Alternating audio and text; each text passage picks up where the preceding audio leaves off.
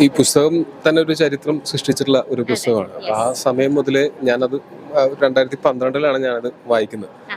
അന്ന് മുതലേ ഇത് ഭയങ്കര സംഭവമാണ് എന്ന് എനിക്ക് തോന്നിയിട്ടുള്ള ഒരു പുസ്തകമാണ്. അപ്പോഴേ ഞാൻ ഉറപ്പിച്ചിരുന്നു. അല്ല, അന്ന് അതിനുശേഷം ബ്ലിസ് സാർ ഇത് സിനിമയാക്കാൻ പോകുന്നു എന്ന് പറയുന്ന സമയത്തും ഇത് എങ്ങനെ സിനിമയാക്കും എന്ന് വരെ എന്നാണ് നമ്മൾ ചിന്തിച്ചിട്ടുള്ളത്. കാര്യം ഇത് അത്രയും ബുദ്ധിമുട്ടാണ് ഇങ്ങനൊരു ഇമോഷണലി ഉള്ളതും ഒന്നും ചോർന്നു പോവാതെ ഇങ്ങനൊരു സിനിമ എടുക്കുക എന്ന് പറയുന്നത്.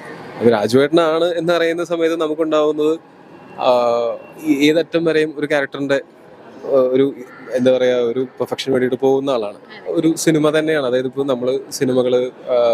നമ്മൾ കേരളത്തിൽ നിന്നുള്ള സിനിമകൾ കേരളത്തിന് പുറത്തേക്ക് ട്രാവൽ ചെയ്യുന്നു, പാൻ ഇന്ത്യൻ സിനിമകൾ ഉണ്ടാകുന്നു എന്നൊക്കെ പറയുമ്പോൾ ഞാൻ തോന്നുന്നു അതിന്റെ ഒരു അടുത്ത സ്റ്റെപ്പായിട്ട് ഒരു ഗ്ലോബൽ സിനിമയാണ് ബ്ലിസ് സാറും രാജുവേട്ടനും ഒക്കെ കൂടിയിട്ട് ക്രിയേറ്റ് ചെയ്തിരിക്കുന്നതെന്നാണ് ഞാൻ വിശ്വസിക്കുന്നത്.